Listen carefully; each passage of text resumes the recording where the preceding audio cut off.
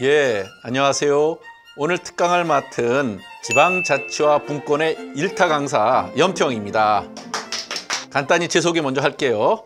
저는 지난 12년간 수원시장이었고 또 최근 1년 4개월은 경기도 경제부지사로 일했습니다. 지금은 이제 총선 예비 후보로 등록을 했습니다. 제 자세한 사항은 페이스북이나 블로그, 유튜브 이런 데 다 제가 하니까 들어가서 한번 확인해 보시기 바랍니다. 기왕 들어가시면 좋은 글도 남겨주시고 또 좋아요도 눌러주시고 그리고 구독도 꼭 눌러주시기 바랍니다. 자치검찰제 어렵지 않아! 오늘은 제 정치 인생에 정신적 지주셨던 김대중 대통령님의 말씀으로 강의를 시작해 보겠습니다. 모든 권력은 국민으로부터 나오고 그 권력은 국민에게 돌려줘야 한다. 들어본 사람 있죠? 네. 예, 이 신념을 실현하기 위해서 목숨을 담보로 한 투쟁을 펼치게 되는데 그렇게 해서 쟁취한 것이 뭐죠? 지방자치입니다. 예, 지방자치입니다. 이런 토대 위에서 세종특별자치시 설치라든지 공공기관 지방 이전과 같은 지방자치와 지방분권을 가장 제대로 확장시킨 사람이 바로 노무현 대통령이십니다. 김대중, 노무현 이 두 분의 정치 철학과 가치관을 가장 쉽게 요약하면 자치와 분권 이렇게 표현할 수 있습니다. 저도 수원시장 또 경기도 경제부지사로 일하면서 이것을 실현하기 위해서 많은 노력을 했죠. 분권과 자치는 그래서 제 신념이고 또 정치 철학이라고도 할 수 있죠. 이걸 발전시키는 게 제 의무임을 한순간도 잊은 적이 없습니다. 그래서 항상 이를 위해서 노력했다라고 자부할 수 있기 때문에 오늘 이 자리에 서 있는 거죠.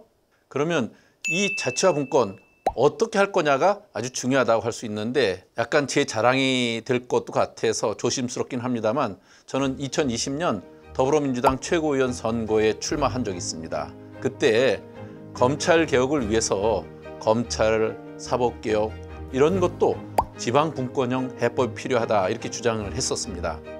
즉 자치검찰제를 외쳐온 거죠. 자치검찰제 그게 뭐냐? 쉽게 말하면 교육감처럼 해당 지역 주민들이 직접 검사장을 뽑자는 거예요. 잠깐 해외 사례를 볼까요? 미국, 유럽 선진국 이런 나라들은 지방분권 바탕 위에서 사법제도가 존재하거든요. 그래서 판사도 검사도 경찰도 공동체와 시민이 통제한단 말이에요. 시민들이 해당 기관의 수장을 직접 선출하기에 가능한 것입니다. 미국과 영국은 수사와 기소가 분리되어 있습니다. 경찰은 독자적 수사권을 갖고 있고 또 검찰은 공소권을 전담하는 겁니다. 독일과 프랑스 이런 나라들은 수사권 배분 모델이라고 할 수 있는데 이것은 검찰이 중요 범죄에 대한 수사권과 또 영장 청구권만을 갖고 있는 거죠. 일본은 수사권 배분 형태가 좀 다른데요. 경찰은 1차 수사기관이고 검찰은 공소 유지에 필요한 경우만 수사하게 되는 그런 보충 수사기관의 역할을 하게 됩니다. 그런데 한국의 검찰 권한을 한번 볼까요? 우리나라는 이 많은 권한을 검찰이 다 갖고 있는 거예요. 검찰의 힘이 워낙 막강해지는 거죠. 그래서 자치검찰제를 시행하자는 건데 그럼 자치검찰제 하면 뭐가 좋냐? 우리나라도 2006년부터 제주특별자치도를 대상으로 자치경찰제를 운영했거든요. 지방정부가 경찰을 통제함으로써 주민의 권한이 강화되는 거예요. 그래서 자치경찰제처럼 검찰권 통제도 다 마찬가지라는 얘기예요. 지방검찰청장을 주민 직선제로 바꾸게 되면 현재 같은 중앙 정치권이 전체를 좌우하는 이런 폐단은 제도적으로 막을 수 있는 거죠. 미국은 아까 봤듯이 지역 검사와 주검사를 선거로 뽑습니다. 연방 검찰만을 대통령이 통제하는 방식으로 진행을 하니까 서로 협력, 견제 이 시스템이 작동하게 되죠.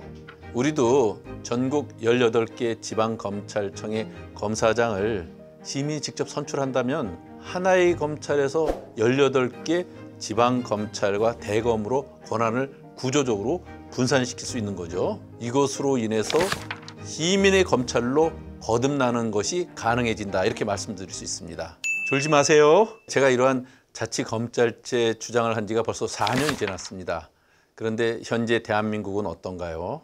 일부 검사에 의해서 과대한 권력 집중이 되어서 결국 검사가 주인 행사를 하는 검주 국가가 되어버렸어요.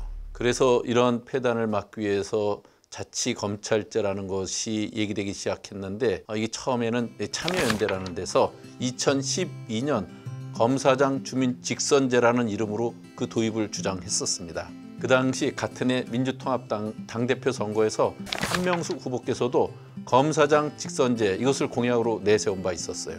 2016년에는 대한변호사협회에서 검사장을 선출직으로 전환하자 이런 주장을 했습니다. 또 박주민 의원은 지방검사장 직선제 법안을 직접 발의하기도 했습니다. 이재명 경기도지사께서 도지사로 재임 시절인 2020년에 검사장 직선제 도입 이것을 또 말씀하신 적이 있고요.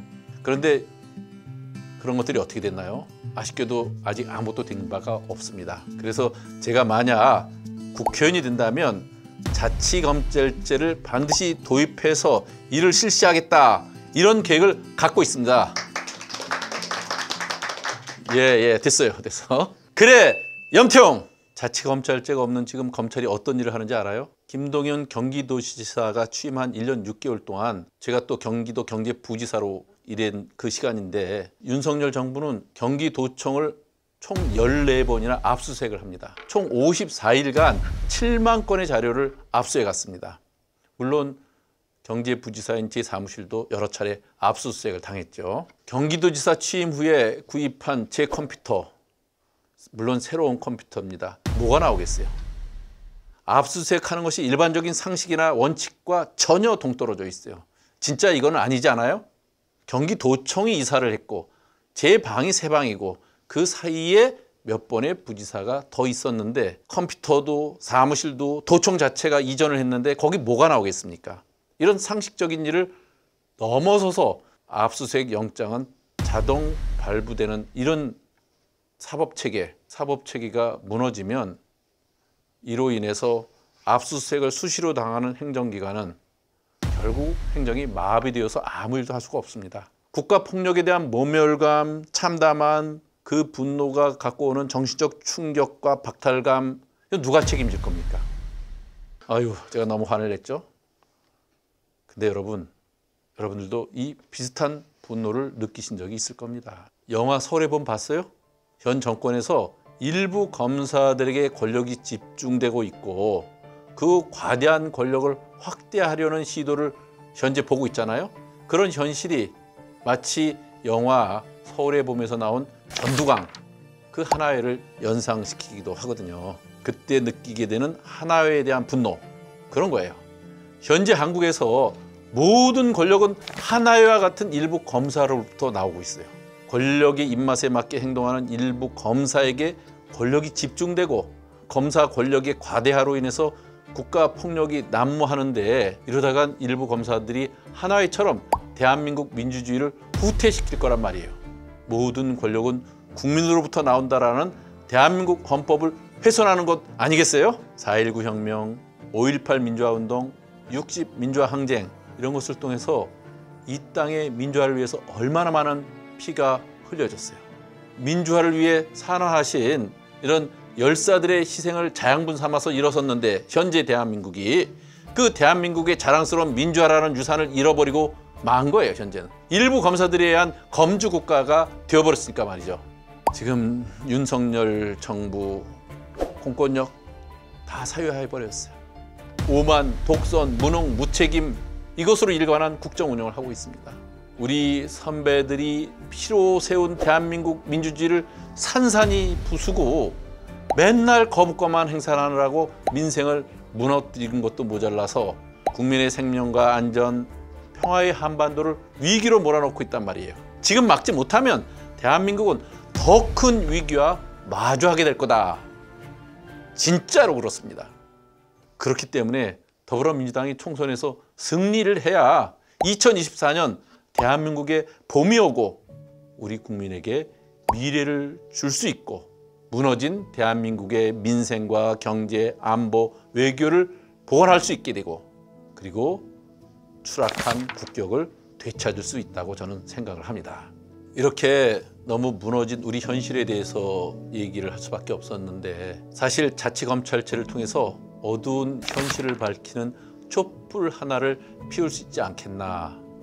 제가 국회의원이 되면 교육감을 국민의 손에서 선출하듯이 지방검사장을 국민의 손으로 선출하는 자치검찰제 반드시 실현시켜서 검찰의 독재를 막도록 하는데 최선을 다하겠습니다. 검사장을 선출하는 권리를 그 권리 주인이신 국민 여러분께 돌려드리도록 하겠습니다. 다가오는 봄은 매우 중요하죠. 우리 봄, 나의 미래를 위해서 그래 염태홍이 여러분과 함께 하겠습니다.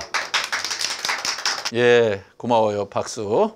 이상으로 자치검찰제 설명 끝! 자치검찰제가 뭔지 또 무슨 장점이 있는지 설명해 드렸고요. 여러분도 이제 지방검사장을 여러분의 손으로 뽑을 수 있게 하겠다 이런 말씀 드렸습니다. 궁금한 거라든지 질문 있는 분? 예, 지금 질문 못하고 나중에 생각났다 그러면 공개된 SNS 채널로 오셔서 말씀해 주시면 됩니다. 페이스북이라든지 블로그, 트위터, 인스타 다 해서 어디든지 괜찮습니다. 그럼 이상으로 1강을 마치고 2강에서 뵙겠습니다. 감사합니다.